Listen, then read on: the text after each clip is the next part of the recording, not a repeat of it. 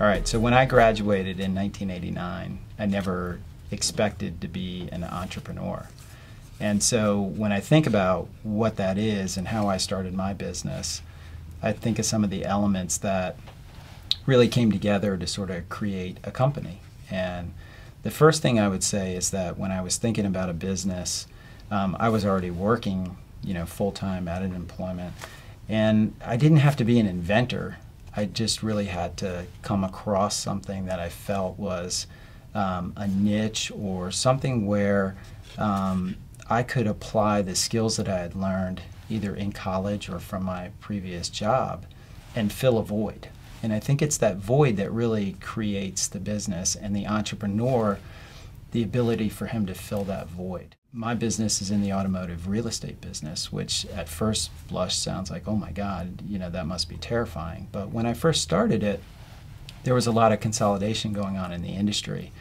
And private dealers were looking to sell their operations, and so they were looking to consolidate into much bigger groups. Bigger groups were looking to buy operations, and the private dealer didn't want to hold the real estate. The public company didn't want to buy the real estate, so there was the void. Who's going to hold all this real estate? And so I was 29 at the time, and I had been working for one of the largest public accounting firms at the time, right out of JMU. And the first thing that I thought to myself was, wow, I have an idea, and I have a void, and I have these customers that I can fill, and there's a need there, but what experience do I have? The first thing that I think that you do is sort of assess your own skills that you have, and one of the skills that I think that I had at the time was the ability to bring people together and to articulate an idea. And so what I did, the first thing that I did was I met with some people, talked about the idea, talked about the viability of that idea, long term, not like immediate, not a flip type of situation, but really long-term sustainability of the business. Talk about all the constituents around that business, who the product's going to be sold to, who the investors might be, how do you make money at it.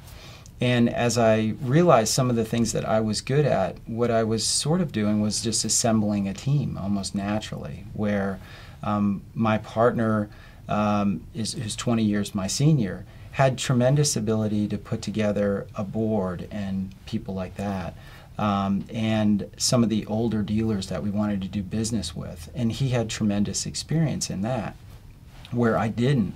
Where my experience was in raising capital and putting companies together and doing transactions and getting to market. And so the two of us really solidified a great team, and then we surrounded ourselves with more team members, lawyers, accountants, salespeople, and so forth.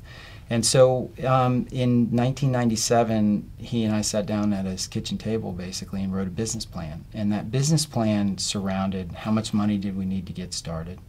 Was the product viable? Would the dogs eat the dog food, so to speak? Because you can create this really great, innovative product, but if nobody will buy it, then, sort of what do you have? So we went out and we did tests and focus groups with dealers and see if they were interested in it. And we never sort of heard anything that we couldn't overcome at the time. Then we talked about how could we make money at it, and could we actually build a business that was profitable, which is very important, obviously, if you need outside money particularly. So if you're thinking about starting a business or you think that you want to be an entrepreneur, how does that great idea that you have, and I'm not saying, again, you don't need to be an inventor. You need to fill a void. It may be with something that's already in existence that you can do better, or it may be creating a whole new product. So in 1998, we met with investment banks and we borrowed $3.5 million. We developed a plan, we went out and we articulated what the plan was.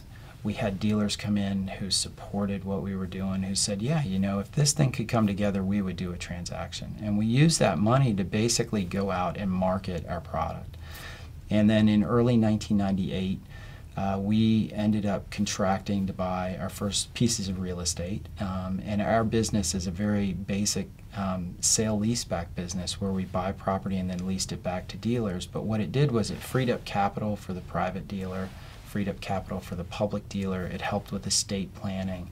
It was a financing tool that had been used across many other segments of the business,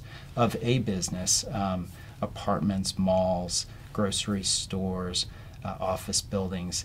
This financial tool is used in all those segments, but never sort of applied to car dealerships. And so all we were doing was, instead of inventing an idea, we were taking an existing idea and applying it to a new place and filling that void. And so we articulated this story. We flew around the country and overseas, and we ended up raising about $250 million.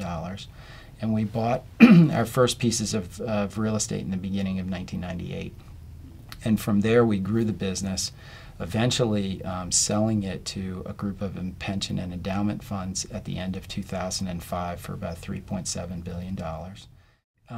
Realizing always that we had this core business, it was profitable, it could be sustained for a very long period of time. And it was something innovative, but already in existence, but that we were able to really apply it to a new industry.